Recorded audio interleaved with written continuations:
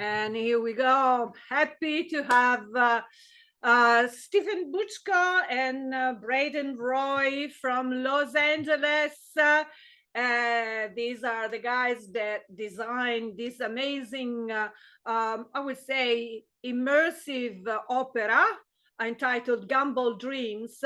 It's Ferryman Collective production. And we are here to explain why they decided to choose to come over to Italy to Biennale Immersive. And we would like to know more about this story of these aliens that helped the people to be connected. And this was something that happens, an idea that came from the lockdowns, the COVID. Interesting. I would like to hear from you at this point. Start talking now. Yes. Well, thank you for having us. It's a pleasure. It's a pleasure to speak with you. Thanks for the time. Yes, as you mentioned, Braden and Deirdre Lyons and Brian Tull and I are the founding members of the Ferryman Collective, which came out of the ashes of the COVID pandemic, which had befallen the world. And we all met sort of in virtual reality, though we knew, Deirdre and I knew Brian outside of virtual reality. And we decided to start producing some content, and Braden started writing some scripts for a couple of shows. Go ahead and take it from here, Braden. Sure. So we started kind of small, just as an experiment to see what we could do. Brian and myself had been talking for many months, and I had worked on stuff years ago that never came to fruition on these ideas, and our minds had been thinking about ways that we could utilize VR and live performance in a way that pushes the boundaries. But we started simple, as I said. When we finally came together, it was in September of 2020, and normally in Halloween in Los Angeles and around the world, there's all sorts of different parties and different events and celebrations, and all of us are fans of that time of year. So we decided, hey, let's make something spooky for Halloween in VR that has live performance, just as a test run to see what we can do. So we hit the ground running, and we created a show called Para, which was a haunt, kind of a haunted house sort of thing, science fiction exploration of the dangers of unchecked progress. Sort of like a David Cronenberg-esque inspired live theatrical event. Definitely some body horror in there. But it was quick and dirty. Like we put the whole thing together in like a month, and people liked it. They had fun. We had fun. It was a lot of work, but we saw the potential there, and we realized that, yes, we can do this. So then we moved on to something a bit more complex and gave ourselves just a tiny bit more time to work on that, and that is Krampusnacht, which that we tried to get a bit more ambitious, both with the story and with the performance and the technical side of things. And that was more kind of an exploration of the dangers of not accepting yourself and how that can harm yourself and others through the lens of Austrian folklore about a Christmas demon, which that went on to actually be a finalist for the Producers Guild of America award, which was quite an honor. And then finally, we went. Let me skip to the end. I'll talk forever otherwise. On our production following that, we brought in an individual named Christopher Lane Davis, or his artist name, Screaming Color, who created a variety of worlds in VR chat, which were showcases for his music, but were also showcases of his creative prowess in other areas like animation and design, and they were just very evocative.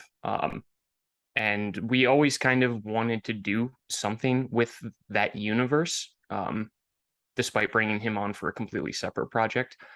And fast forward to what, like December of 2021, and Deirdre presented us with a script that she wrote based in these worlds called Gumball Dreams.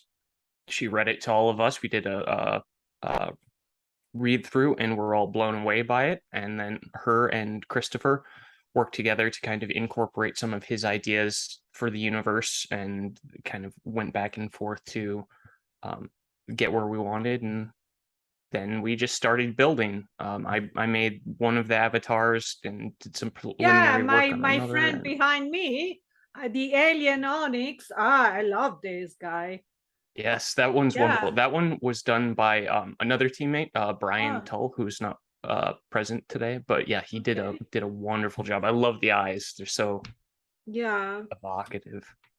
And he's gentle. All these aliens are really gentle with people, because one of the main goals for you is to introduce something that is aliens, but is human. Is this the meaning also, the meaning of this production?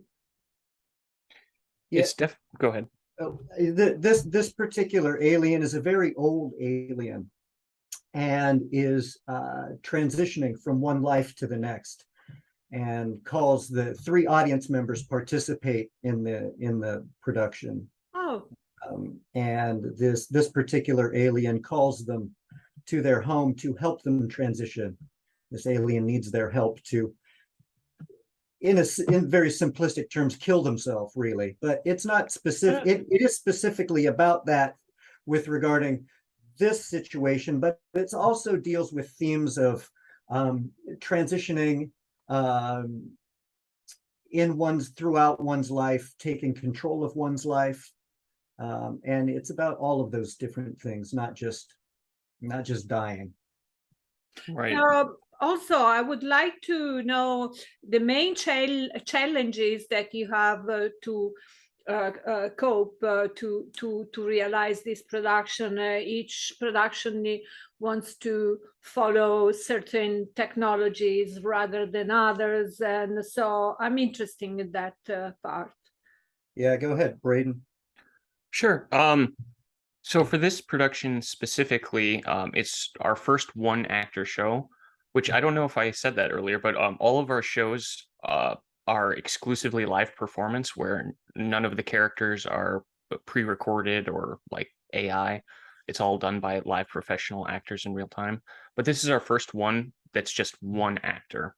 And because of that, they're jumping between 2 roles and are kind of doing in-world stage management while also trying to stay engaged with the audience member through, a touching and believable performance.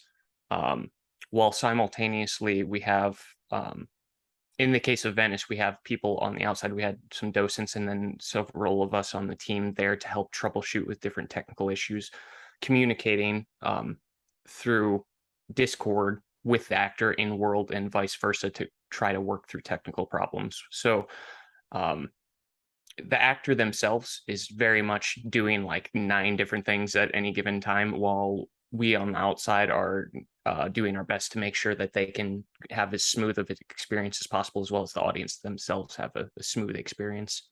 The technical challenge started from the very beginning, because as Braden mentioned, Screaming Color had originally built 2 specific worlds, one that was only accessible through PC VR, through connecting your headset to the computer, and then also a very similar version of the world that was accessible through Quest, through Wi-Fi. Okay.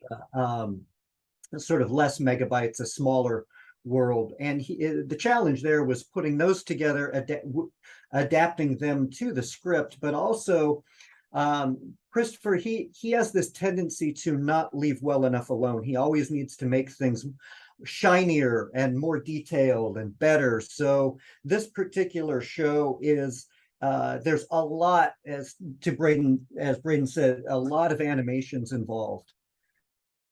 So marrying all of those, getting those to work properly, just technically was a challenge. in and of itself, things that I don't understand because I'm an actor and a producer. But yeah, like, and then Braden said it's a one actor show. They play two roles, and they've got a lot of balls in the air. We build the world so that behind the scenes, where nobody can see, there's all kinds of triggers floating around us. So this actor has to stage manage that as well and deliver the performance, while technical assessing any technical issues that come up as well. So it really is, as we say, as difficult to walk as a razor's edge to make this thing go perfectly. There's a lot of things that need to fall into place, but when it does, it's like alchemy. It really is. It's a really touching show. And in the digital landscape, Outpost, how do you see Immersive Biennale? That is a brand new project. It's just few years that they are running that event. How do you see that also in the future? I think it's been fantastic to see it grow, to see the work that Liz and Michelle and Michael and all of the others have put together, kind of really putting forth the fact that the sort of work that we're doing in VR, in digital immersive space, is not something that's less than the other work happening at the Biennale, where it's not, you know, some other thing that where we're not on the red carpet or we're not receiving the awards on stage. And each year it's gradually gotten stronger and stronger in that acceptance. And I think the mainstream acceptance, both of the people running the festival and the world in general, are starting to see, oh, this is another platform. This is another medium. It's not a gimmick. It's like when TV first came around, or radio, or film. And seeing people experience it firsthand, usually that's what it takes, is them sitting down and putting on a headset, and they're like, oh, okay, I understand now. Yes, this is magical. So I think it's going to probably just continue on that trajectory of being more and more ingrained with the main festival itself, rather than being something that's seen as separate or other. And also your project, Gumball's Dreams, is a team working results of interaction with you, the team. And I would like to know if you have any fun anecdotes or behind the scenes to tell us. So it's not only technology, but it's also part of humans' life, you know, if you can tell it. I got one. Steve, Yeah. you go ahead and go first. Yeah, no, go ahead. Yours is probably better than mine. No. There's an endless amount of these, but one that came to mind is previously, when we had our world premiere at South by Southwest several months ago, we had a different avatar for our alien Onyx that was kind of a placeholder. And during one of our shows at Venice, one of our actors accidentally transformed into that avatar rather than the one behind you, and didn't realize it. So we had to figure out how to get this naked alien woman avatar to switch back over in a way that made sense within the show. And during that, it ended up working out pretty well. I was kind of amazed that our actor Brendan was able to put it together, but he integrated into it in that, like, yes, I'm deteriorating, this is my body. And then once the audience accomplished their goal, it was like, I'm rejuvenated and transformed into the beautiful alien you see behind you. A miracle. And everyone was like, it was really seamless. And the funny thing about it is that Brendan didn't even know that he was in the wrong avatar. And we were down one less audience member, so I came through the show as an audience member. We had two real audience members, and then we had me, the interloper. And each audience member gets a one-on-one experience with the Onyx, the main alien, a private conversation that's had. And when it was my time, I said to Onyx, why do you look different than us? And he still didn't get it. And then I said, did your antlers fall off? Do they do that when you age? And then he said, why, yes. And that's when he realized, oh, I'm in the wrong avatar. So at a very specific point, like Braden said, as he was jumping up from the throne with this, holding this cube that gives them energy, soon as that transition was made, he made the switch to the avatar, and it was seamless. It was brilliantly done. But this type of thing happens all the time with this genre of storytelling. It's so technically challenging that we learned early on that we need to abandon all hope of perfection, and all the technical issues are just really another character in the show. So we're always streamlining and finding ways to fix issues and stuff like that. But Yeah. it's And this is the human part. We've been talking about the human part, the technical part, and I would like now talk about the business part. I mean, I would like to know where the audiences can play with or be immersed in your project, and what kind of revenues in America are available for game designs producers. Well, one of the really beautiful things about this type of this genre of storytelling that we do is because it's in virtual worlds, our audience has grown to literally a global audience. So we have people from Asian countries, European countries, the Americas, all together in the same instance, experiencing the same show together and sharing ideas and their human experiences, which is really a valuable thing.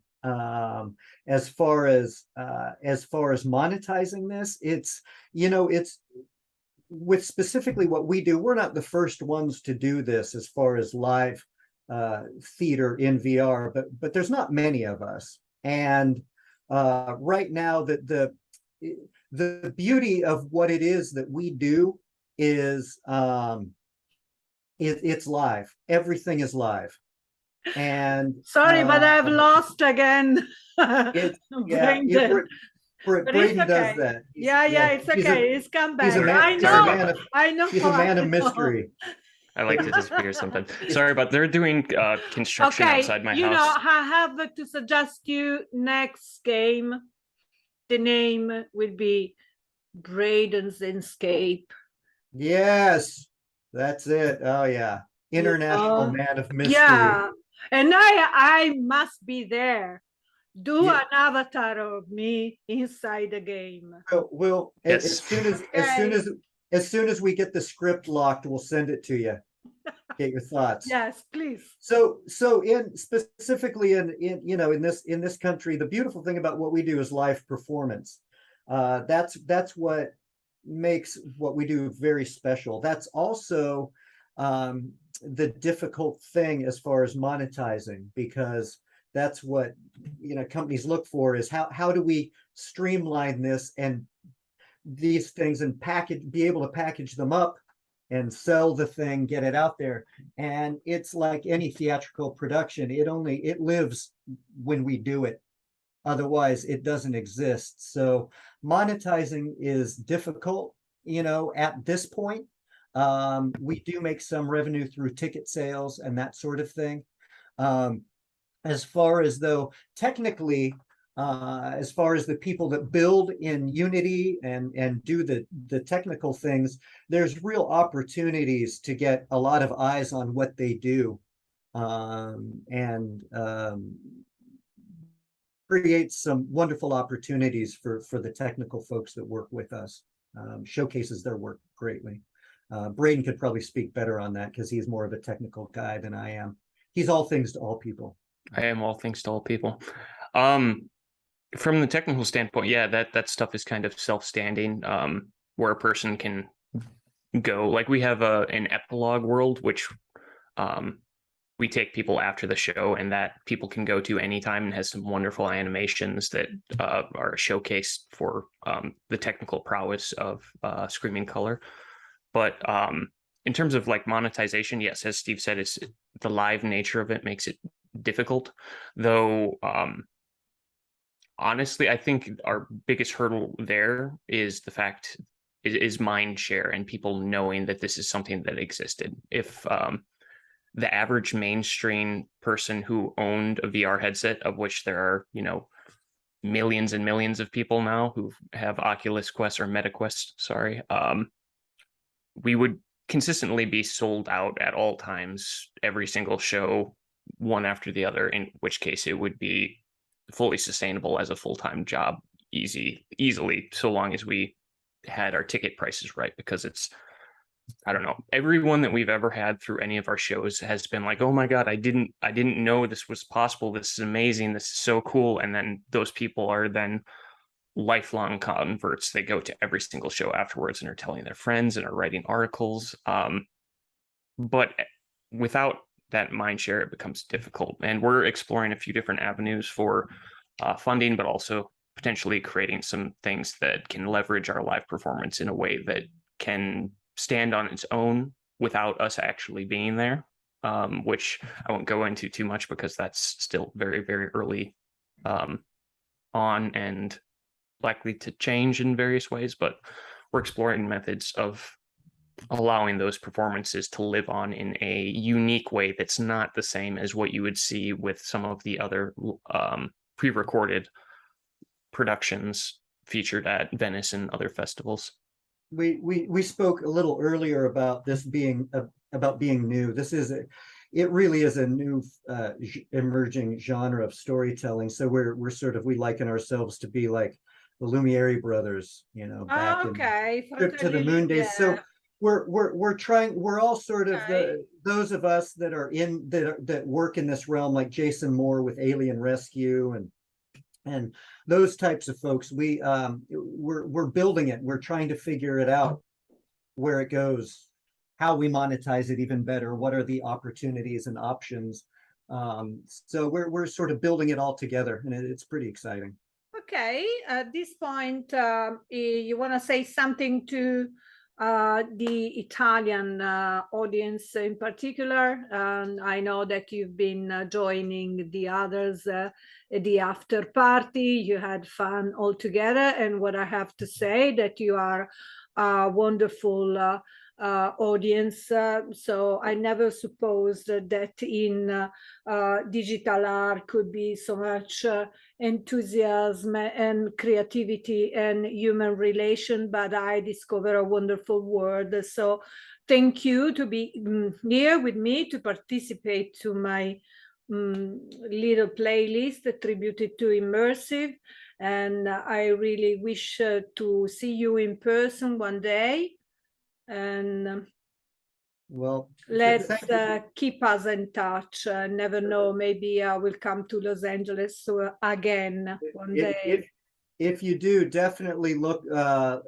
Braden's not in Los Angeles with us, but if you do happen to come to Los Angeles, please be in touch. Deirdre and I would love to meet up with you. Yes, absolutely. If you happen to find yourself in South Dakota, Braden is a hell of a cook.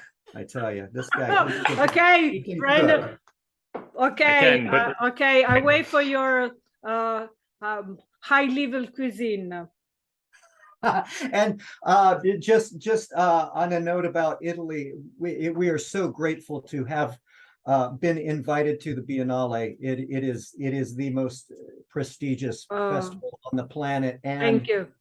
Your country is absolutely beautiful. It's like walking through a painting, and everybody is so hospitable. This is the second time that Deirdre and I have gotten to go visit again and reconnect with our friends that we made last year. And I look forward to when I can become fluent in Italian, because it's just so. Yeah, we'll keep in touch. We will do many things together in the future. Okay. So thank you so much for Gumball Dreams, Braden Roy and Stephen Butchko for Ferryman Collective. Okay. All right. Arrivederci. Arrivederci. Thank you so much. Grazie mille. Arrivederci. Ciao. See you next time. Ciao. Ciao.